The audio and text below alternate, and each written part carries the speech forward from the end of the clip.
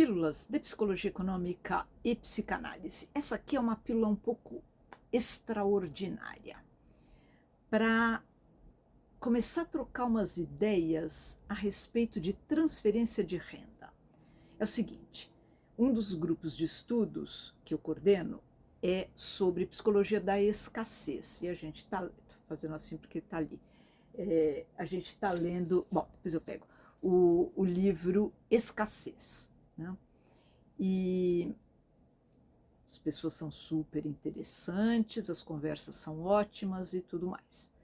E a gente estava conversando sobre isso ontem, algum ontem aí, né? E surgiram duas ideias interessantes, porque eu perguntei o que eles achavam sobre a condicionalidade, como acontece no Bolsa Família aqui originalmente, né? Bom, primeiro, peraí. Inúmeros trabalhos científicos mostram que programas de transferência de renda aqui no Brasil, em outros países, são iniciativas de sucesso. Então, esse é o primeiro ponto. Realmente não só ajuda a reduzir a pobreza das pessoas, como também movimenta a economia como um todo. Depois eu vou fazer uma pílula especial sobre isso, mas o impacto dos programas de transferência de renda na economia. Mas calma. Primeiro aqui do ponto de vista mais psicológico mesmo. Bom, aqui originalmente o Bolsa, que era Bolsa Escola, no primeiro momento, governos do então PSDB, finado atualmente PSDB, e daí quando veio o PT virou Bolsa Família.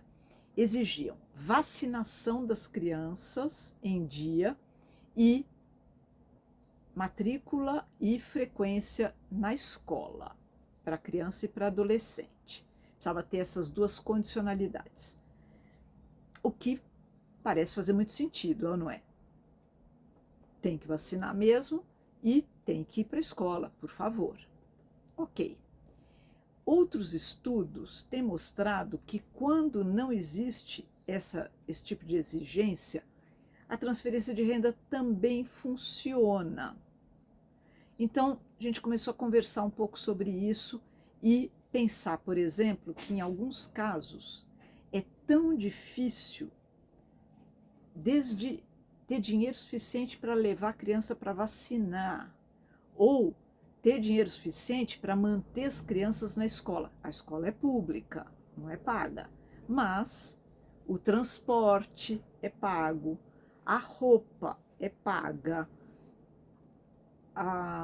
muitas vezes vão fazer a merenda, né? Vão fazer as refeições na própria escola, mas às vezes precisaria ajudar em casa, com serviços domésticos, trabalho infantil, não. Mas enfim, são muitos fatores que podem justamente atrapalhar a execução, a realização dessas condições. E pior ainda, nas famílias que mais precisam da ajuda, elas acabam meio punidas duplamente, porque não conseguem nem usufruir dos benefícios daquelas condições, vacinação, escola, educação, e também acaba cortando o benefício da transferência de renda. Então, o que a gente poderia pensar em termos de viabilizar isso? Porque é óbvio que interessa para todos reduzir a pobreza. É uma falácia, é um erro, até pela lógica econômica, pensar que é bom que tenha gente bem pobre, porque daí eles vão fazer os piores serviços e pronto, e fica tudo desse jeito. Não. É melhor para todo mundo se a economia girar mais, com mais dinheiro, com mais consumo de bens de primeira necessidade para esse caso. Bom, então surgiram duas ideias interessantes, né? Uma, a seguinte, talvez ter um escalonamento, dois tipos de transferência de renda. A chamada renda ultra básica, que é uma coisa que nossa ídola, Esther Duflo, aquela economista que ganhou o prêmio Nobel, foi a mulher mais jovem a receber um prêmio Nobel, em 19. Ela é francesa, mas trabalha no MIT, nos Estados Unidos.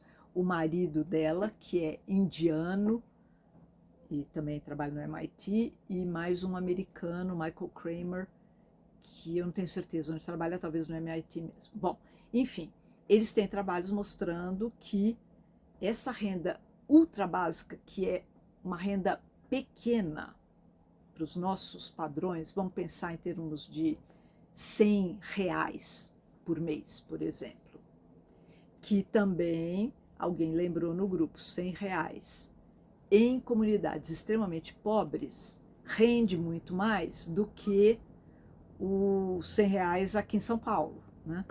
A gente até falou sobre isso e outra pessoa também brincou com um índice.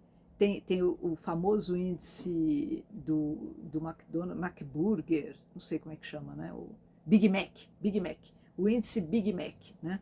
Que é um jeito de você comparar diferentes economias. Quanto custa o Big Mac no Brasil, na Índia, na Espanha, enfim, né? Às vezes permite até uma comparação melhor do que o câmbio ou alguma coisa assim.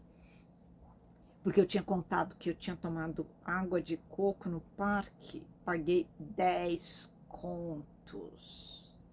E a Ana Cristina de Recife falou, aqui é 2 ou 3, né? E daí a Egli completou. Então, aí a gente já vê o custo de vida, né?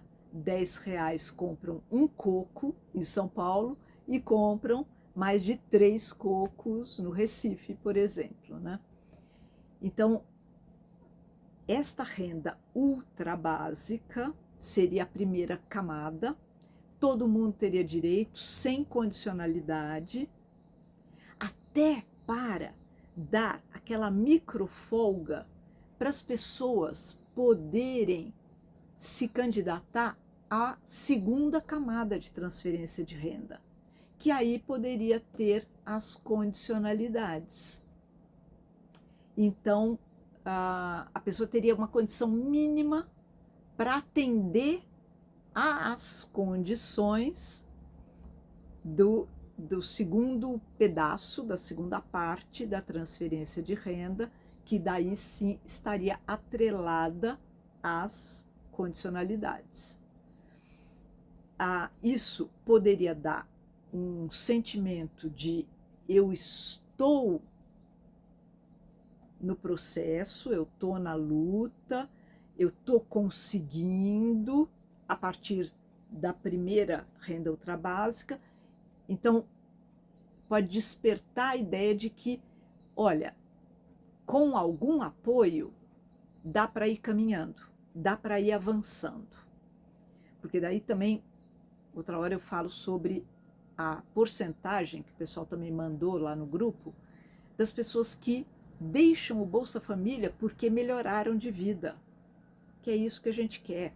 Mas precisa desse empurrão, precisa desse apoio. E algumas pessoas, por exemplo, muito idosas, com algum tipo de deficiência e tudo mais, vão precisar sempre do apoio. Mas enfim. E daí a Ângela completou também de ter uma espécie de moratória para cobrar as condicionalidades. Então, a pessoa até passa para o segundo degrau, onde vai ter que cumprir as condicionalidades, mas antes disso tem um período para se adaptar, para começar a se organizar, que organização é super importante, para começar a se planejar. mas deixando isso inspirado pelo livro, o Escassez, deixando um espaço para errar, sem vir uma punição imediata. Senão a pessoa não tem nem fôlego para aprender. Todos nós erramos, é ou não é? E seria importante a gente ter um pouquinho de respiro para poder se ajustar, se adaptar, cumprir daí as condições e receber a transferência de renda. O que vocês acham de tudo isso? Mandem comentários. E obrigada, queridos colegas do grupo. Uhul!